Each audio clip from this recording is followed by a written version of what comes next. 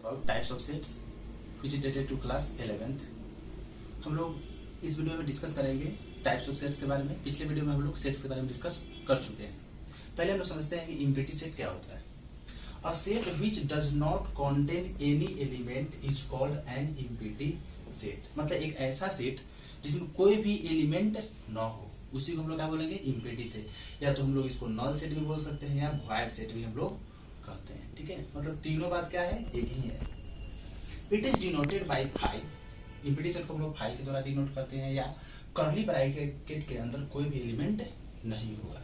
जैसे एग्जांपल की बात करें तो जैसे यहाँ पे कोई सेट ए है, हम जानते हैं ना कि सेट को रिप्रेजेंट करते हैं कैपिटल लेटर से। और ये जो सेट का जो रिप्रेजेंटेशन जो यहाँ पे दिया हुआ है, इसको बोलते हैं हम लोग सेट बिल्डर मेथड। जैसे यहाँ पे क्या लिखा हुआ है, x such that x is a natural number less than 1। कह रहा है जो यहाँ पे x जो है किसको शो कर रहा है, x नेचुरल नंबर से बिलोंग कर रहा है और 1 से क्या होना चाहिए, छोटा होना चाहिए। तो ऐसा कोई नेचुरल नंबर है जो 1 से छोटा है? तो 1 से छोटा कोई नेचुरल नंबर होता ही नहीं है।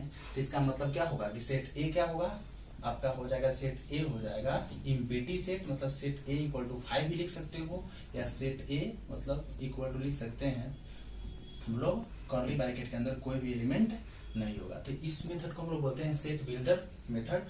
और यहाँ पे हम लोग 5 के द्वारा भी रिप्रेजेंट कर सकते हैं, या कर्ली ब्रैकेट के अंदर कोई भी एलिमेंट नहीं होगा। मतलब दोनों बात क्या है, एक ही है। नेक्स्ट समझते हैं फाइनाइट सेट क्या होता है। तो a set which is empty, जो सेट इम्पिटी होता है वो भी फाइनाइट सेट ही होता है। ये भी ध्यान रखना है। कोई पूछेगा क्या इम्पिटी सेट फाइनाइट होता है, तो बोलेंगे यस, इम्पिटी सेट भी फाइनाइट सेट होता है। तो सेट व्हिच इज इम्पिटी और consist of a definite number of elements is called a finite set। मतलब एक ऐसा सेट जो या तो इम्पिटी हो या उसके अंदर डेफिनिट नंबर ऑफ एलिमेंट हो। मतलब जो कोई भी सेट हो उसके अंदर, मतलब उसके जो अंदर का जो एलिमेंट हो निश्चित हो। जैसे कोई एग्जांपल है, कोई सेट ए है, इसके अंदर कितना एलिमेंट है, 5 एलिमेंट है। तो ये क्या है, डेफिनिट नंबर ऑफ एलिमेंट है। क्यों? क्योंकि ये निश्चित है। इसका मतलब ये क्या कहलाएगा, फाइनाइट सेट होगा। नेक्स्ट हम लोग समझते हैं कि इनफाइनाइट सेट क्या होता है। A set which consists of infinite number of elements is called an infinite set। मतलब एक ऐसा सेट जिसके अंदर इनफाइनाइट नंबर ऑफ एलिमेंट हो। जैसे the set of natural number. तो नेचुरल नंबर को हम लोग के सेट को, इसको हम लोग जो लिखते हैं इसको बोलते हैं रोस्टर फॉर्म, या इसको टेबुलर मेथड भी हम लोग बोलते हैं। ठीक है, तो नेचुरल नंबर का जो सेट होगा तो इसके अंदर क्या होगा, 1 2 3 4 5 6 और भी बहुत सारे होगा, क्योंकि नेचुरल नंबर का कोई अंत नहीं होता है। तो इसका मतलब क्या हुआ, इस सेट के अंदर क्या है, इनफाइनाइट नंबर ऑफ एलिमेंट है। मतलब इसमें जो एलिमेंट्स वो क्या है, अनिश्चित है। तो इसको बोलेंगे इनफाइनाइट सेट। और भी हो सकता है जैसे the set of whole numbers, क्या है, इनफाइनाइट सेट है।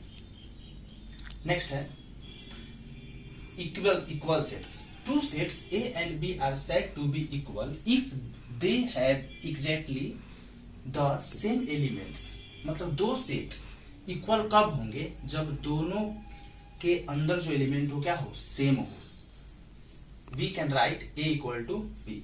मान लेते हैं कोई सेट ए है, इसके अंदर ए बी सी 3 एलिमेंट है, और सेट बी है, इसके अंदर भी बी ए सी एलिमेंट है। तो देखेंगे कि सेट ए का जितना भी एलिमेंट है सेट बी में है कि नहीं है। तो देखेंगे कि है। तो यहाँ पे क्या देख रहे हैं कि सेट बी में जो एलिमेंट है वो क्या है, वाइस वर्सा है। मतलब वाइस वर्सा का मतलब है कि यह विपरीत क्रम में है। ठीक है, तो उससे कोई फर्क नहीं पड़ता है। मतलब सेट ए का एलिमेंट सेट बी में है कि नहीं है, या सेट बी का एलिमेंट किस में है, ए में है। तो इसका मतलब हम लोग लिख सकते हैं कि सेट ए और सेट बी क्या है, दोनों इक्वल है। नेक्स्ट होता है otherwise two sets are said to be unequal. अगर दोनों सेट में एलिमेंट अगर सेम एलिमेंट नहीं है तो इसका मतलब दोनों सेट कहलाएगा अनइक्वल। लेकिन यहाँ पे जो दोनों सेट है ये क्या है, आपका इक्वल सेट है।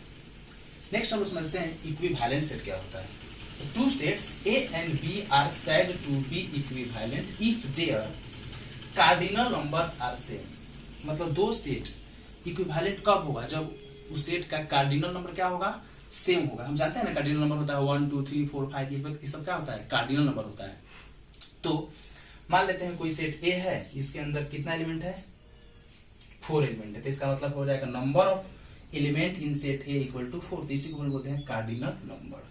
ठीक है, तो सेट ए के अंदर कितना एलिमेंट है, 4 एलिमेंट है। तो इसका मतलब number of element in A equal to 4। और नेक्स्ट सेट बी है, इसके अंदर कितना एलिमेंट है, इसके अंदर भी 4 एलिमेंट है। अब ये नहीं, इससे कोई मतलब नहीं है कि इसके अंदर इंग्लिश अल्फाबेट का लेटर है और ये नंबर है। ठीक है, इससे कोई मतलब नहीं है। सिर्फ देखना है कि इसके अंदर एलिमेंट, जितना एलिमेंट इसमें है उतना एलिमेंट इसमें है कि नहीं, तो है। इसके अंदर भी 4 एलिमेंट, इसके अंदर भी 4 एलिमेंट है, तो number of element in set B equal to 4। इसका मतलब क्या हुआ कि सेट ए का और सेट बी का जो कार्डिनल नंबर जो है क्या है, आपस में क्या है, बराबर है। तो इसका मतलब therefore set A and set B are equivalent set. यहाँ पे दोनों सेट क्या होगा, इक्विवेलेंट सेट होगा। अब और भी कुछ सेट्स के टाइप्स हैं जो हम लोग अगली वीडियो में डिस्कस करेंगे। Thanks for watching.